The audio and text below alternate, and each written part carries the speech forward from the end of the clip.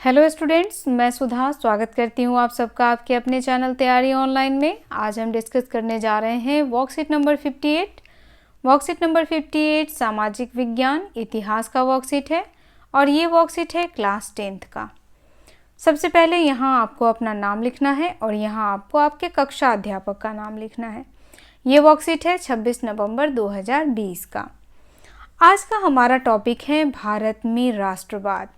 राष्ट्रवाद शब्द का अर्थ होता है, राष्ट्र शब्द का अर्थ होता है देश और वाद शब्द का अर्थ होता है समर्पण, यानी अपने देश के प्रति समर्पण का जो भाव होता है उसे हम कहते हैं राष्ट्रवाद।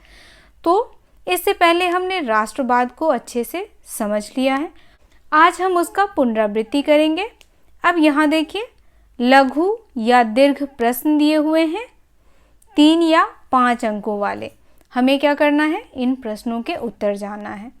तो पहला प्रश्न हमारा है, असहयोग आंदोलन आरंभ किए जाने के कारण क्या थे। इस आंदोलन में समाज के विभिन्न वर्गों की हिस्सेदारी पर प्रकाश डालिए। तो चलिए बच्चों, इसका उत्तर देख लेते हैं।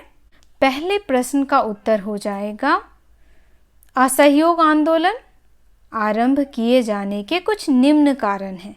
क्या क्या कारण हैं? तो पहला, खिलाफत आंदोलन को समर्थन देने के लिए। दूसरा, हिंदू मुस्लिम एकता की स्थापना के लिए। तीसरा, स्वराज की मांग के लिए। और चौथा, ब्रिटिश सरकार की नीतियों का विरोध करने के लिए। तो बच्चों, इस तरह आप पॉइंट में आंसर लिखेंगे। असहयोग आंदोलन में सभी धर्मों, वर्गों तथा क्षेत्रों के महिलाओं, बच्चों सहित सभी लोगों ने बढ़ चढ़कर भाग लिया। यह आंदोलन उस वक्त का सबसे बड़ा आंदोलन था।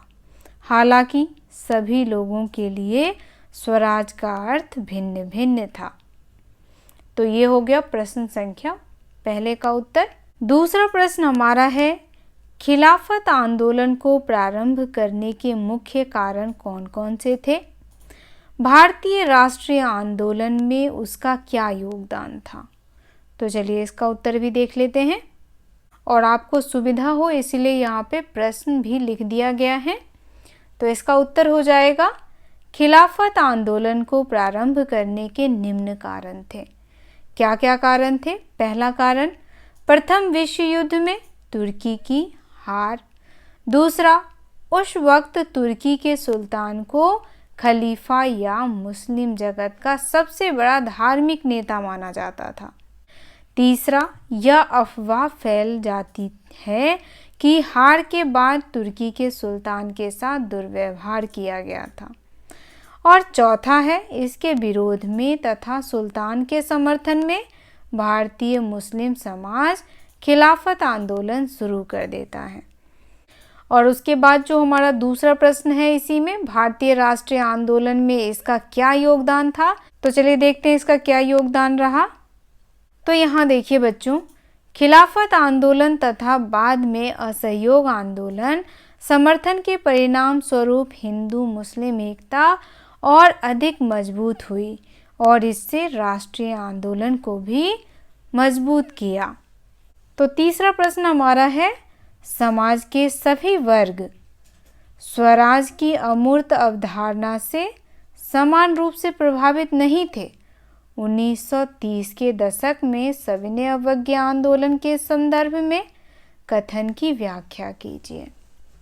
प्रश्न संख्या 3 का उत्तर हो जाएगा, यह कथन सही है कि समाज के सभी वर्ग स्वराज की अमूर्त अवधारणा से समान रूप से प्रभावित नहीं थी। निम्न समूह ने सविनय अवज्ञा आंदोलन से दूरी बनाए रखी। पहला, दलित वर्ग। पहला, 1920 के बाद दलित संगठनों ने अलग से निर्वाचन की मांग उठानी शुरू कर दी। दूसरा, गांधी जी ने अलग निर्वाचन का विरोध किया क्योंकि इससे राष्ट्र आंदोलन कमजोर पड़ सकता था। तीसरा, इसीलिए सविनय अवज्ञा आंदोलन में दलित भागीदारी सीमित थी, खासकर महाराष्ट्र और नागपुर क्षेत्र में, जहां उनका संगठन काफी मजबूत था। अब दलित के बाद मुस्लिम समुदाय। असहयोग खिलाफत आंदोलन के पतन के बाद मुसलमानों का एक बड़ा वर्ग कांग्रेस से अलग थलग पड़ गया। दूसरा, कांग्रेस और मुस्लिम लीग ने बातचीत के गठजोड़ को फिर से बनाने के प्रयास किए, परंतु सफलता नहीं मिली। और तीसरा है, जब सविनय अवज्ञा आंदोलन शुरू हुआ तो मुसलमानों का एक तबका जो मुस्लिम लीग से जुड़ा हुआ था, संघर्ष के आह्वान का जवाब नहीं दे सका। तो यह है प्रश्न संख्या 3 का उत्तर। प्रश्न संख्या 4 है, 31 जनवरी 1930 को वायसराय इरविन को महात्मा गांधी द्वारा लिखे पत्र में कौन सी 2 मांगें की गई थी? नमक कानून की मांग सबसे महत्वपूर्ण मांग क्यों थी? तो इसका उत्तर हो जाएगा 31 जनवरी 1930 को वायसराय इरविन को गांधी जी द्वारा लिखे पत्र में 2 प्रकार की मांगें की गई थी। पहला मांग था सामान्य मांग और दूसरा था किसान हित से संबंधित मांग। चलिए अब हम इसके बारे में भी जान लेते हैं।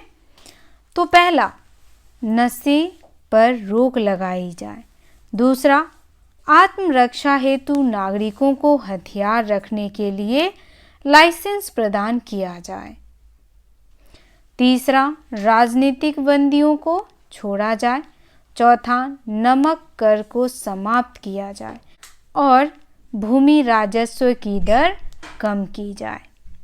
नमक भोजन की सबसे आवश्यक वस्तुओं में से एक था और अंग्रेजी सरकार द्वारा नमक कर लगाना शोषण का चरम था।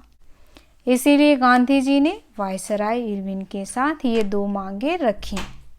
5वां प्रश्न है, बागानों में काम करने वाले लोगों की महात्मा गांधी के विचार एवं स्वराज को लेकर अपनी अवधारणा थी, कथन का समर्थन कीजिए।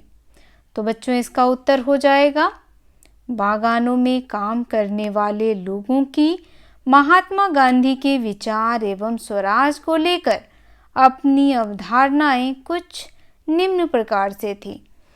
पहला, जिस स्थान पर वे कार्यरत थे वहां वे स्वतंत्र रूप से और बाहर घूमने का अधिकार।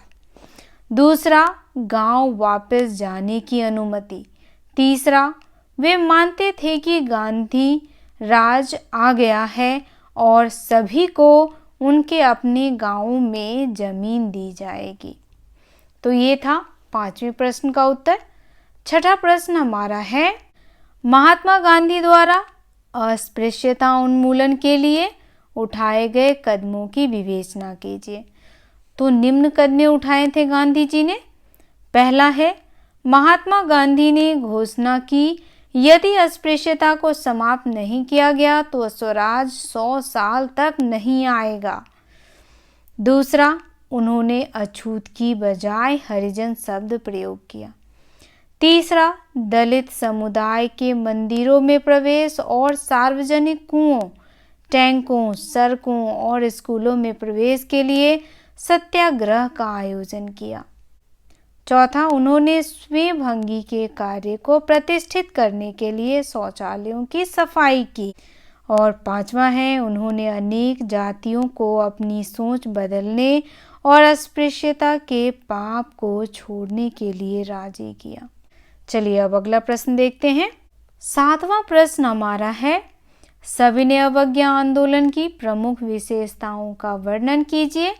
यह आंदोलन असहयोग आंदोलन से किस प्रकार भिन्न है, यह भी बताना है।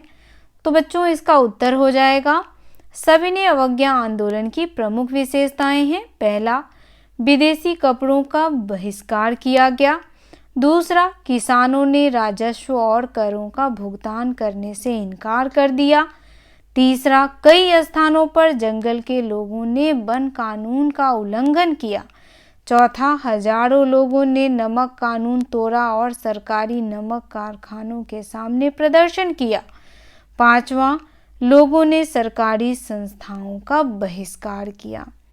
बच्चों अब हम जानेंगे सविनय अवज्ञा आंदोलन किस प्रकार असहयोग आंदोलन से भिन्न है। तो देखिए इसका उत्तर हो जाएगा, यह आंदोलन असहयोग आंदोलन से इसलिए भिन्न था क्योंकि असहयोग आंदोलन का मुख्य उद्देश्य सरकार के साथ सहयोग न करना था, जबकि सविनय अवज्ञा आंदोलन का मुख्य उद्देश्य पूर्ण स्वतंत्रता थी। सविनय अवज्ञा आंदोलन के दौरान लोग क्या चाहते थे कि अंग्रेज हमारे देश को छोड़कर चला जाए और हमारे देश को पूरी तरह स्वतंत्रता मिल जाए। अगला प्रश्न हमारा है, भारत में विभिन्न आंदोलनों में महिलाओं की भूमिका का वर्णन कीजिए। तो बच्चों इसका उत्तर हो जाएगा, भारत में विभिन्न आंदोलनों में महिलाओं की भूमिका अहम रही। पहला है, ग्रामीण क्षेत्रों की तुलना में शहरों में महिलाओं की भागीदारी अधिक रही। दूसरा, सविनय अवज्ञा आंदोलन असहयोग आंदोलन में महिलाओं की भागीदारी सर्वाधिक रही। तीसरा, महिलाओं ने देश की आज़ादी के लिए पुरुषों के साथ कंधे से कंधा मिलाकर हर आंदोलन में बढ़ चढ़कर भाग लिया। प्रश्न संख्या 9। प्रश्न संख्या 9 हमारा है, पूना पैक्ट पर संक्षिप्त टिप्पणी कीजिए। हमें पूना पैक्ट पर एक टिप्पणी लिखनी है, तो इसका उत्तर हो जाएगा बच्चों, पूना पैक्ट 1932 में हुआ था। पूना पैक्ट गांधी जी और डॉक्टर वी.आर. अम्बेडकर के बीच हुआ था।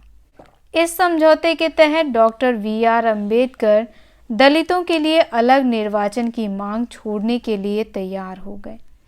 गांधी जी ने भी आज़ादी के बाद दलितों को आरक्षण देने का भरोसा दिलाया। अगला प्रश्न हमारा है, प्रश्न संख्या 10। भारत में लोगों ने साइमन कमीशन का विरोध क्यों किया? तो इसका उत्तर हो जाएगा, साइमन कमीशन 1928 में भारत आया। इस कमीशन में 7 सदस्य थे। इस कमीशन में 7 सदस्य थे। सभी सदस्य ब्रिटिश थे, वह कोई भी भारतीय शामिल नहीं था। इसीलिए इसका स्वागत काले झंडों और साइमन गो बैक के नारों के साथ किया गया। तो बच्चों ये था लघु उत्तरीय यानी कि दीर्घ उत्तरीय प्रश्नों के उत्तर। अब यहाँ देखिए स्रोत आधारित प्रश्न जो 4 अंक के हैं। नीचे दिए गए अनुच्छेद को पढ़िए एवं पूछे गए प्रश्नों के उत्तर दीजिए। चलिए सबसे पहले हम अनुच्छेद को पढ़ेंगे और उसके बाद इसमें पूछे गए प्रश्नों के उत्तर देंगे। सत्याग्रह शारीरिक बल नहीं, सत्याग्रही अपने शत्रु को कष्ट नहीं पहुंचाता, वह अपने शत्रु का विनाश नहीं चाहता। अब यहाँ देखिए सत्याग्रह जो है वह क्या नहीं करता, तो शारीरिक बल नहीं देता है और उससे उसके शत्रुओं को भी कष्ट नहीं होता है। वह शत्रु का विनाश नहीं चाहता है, बल्कि वह चाहता है कि उसका शत्रु उससे दूर चला जाए। सत्याग्रह के प्रयोग में दुर्भावना के लिए कोई स्थान नहीं होता। सत्याग्रह तो शुद्ध आत्मबल है। सत्य ही आत्मा का आधार होता है, इसीलिए इस बल को सत्याग्रह का नाम दिया गया। आत्मज्ञान से हमेशा लैस होती है सत्याग्रह। इसमें प्यार की लौ जलती है। अहिंसा सर्वोच्च धर्म है। इसमें कोई संदेह नहीं कि भारत विनाशकारी शास्त्रों के मामले में ब्रिटेन या यूरोप का मुकाबला नहीं कर सकता। अंग्रेज युद्ध के देवता की उपासना करते हैं। वे सब हथियारों से लैस हो सकते हैं और होते जा रहे हैं। भारत में करोड़ों लोग कभी हथियार लेकर नहीं चल सकते। उन्होंने अहिंसा के मार्ग को आत्मसात कर लिया है। तो देखा बच्चों, यहाँ पर सत्याग्रह को कितने अच्छे से डिफाइन किया गया है। सत्याग्रह यानी सत्य के लिए जो आग्रह होता है उसे हम कहते हैं सत्याग्रह, और सत्य की आत्मा पर आधारित होता है सत्याग्रह। किसकी आत्मा पर? तो सत्य की आत्मा पर। सत्याग्रह में अपने शत्रुओं को भी कष्ट नहीं पहुंचाया जाता है, और ना ही जो लोग सत्याग्रह करते हैं वो अपने शत्रु का विनाश चाहते हैं, और वह चाहते हैं कि अहिंसा के साथ सत्याग्रह किया जाए और जो उनके शत्रु हैं उन्हें संदेश दिया जाए। चलिए अब इसमें दिए गए प्रश्नों को देखते हैं। पहला प्रश्न हमारा है, सत्याग्रह शब्द से आप क्या समझते हैं?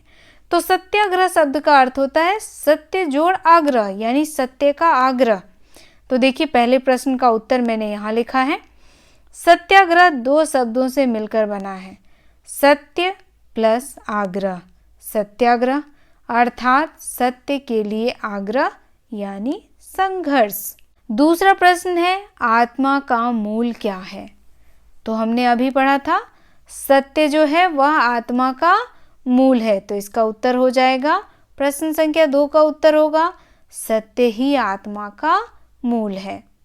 तीसरा प्रश्न हमारा है, युद्ध के देवता की उपासना कौन करता है? अभी हमने पढ़ा अंग्रेज जो हैं वह क्या करते हैं, युद्ध के देवता की उपासना करते हैं। तो प्रश्न संख्या 3 का उत्तर हो जाएगा, अंग्रेज युद्ध के देवता की उपासना करते हैं। प्रश्न संख्या 4 है हमारा, उपरोक्त गद्यांश का सार अपने शब्दों में लिखिए। अब जो हमने गद्यांश पढ़ा है अभी, उसका संक्षेपण हमें क्या करना है, लिखना है। तो इसका उत्तर आप इस प्रकार लिखेंगे, सत्याग्रह शारीरिक बल नहीं है बल्कि आत्मबल है। सत्याग्रह में सत्य, प्रेम तथा अहिंसा को सर्वोच्च माना जाता है। हमें प्रेम को फैलाना है तो हमें किसी हिंसा की आवश्यकता नहीं होती। तो यह है बच्चों सत्याग्रह। तो बच्चों ये वर्कशीट यहीं समाप्त होता है। वर्कशीट आपको कैसा लगा कमेंट करके अवश्य बताएं।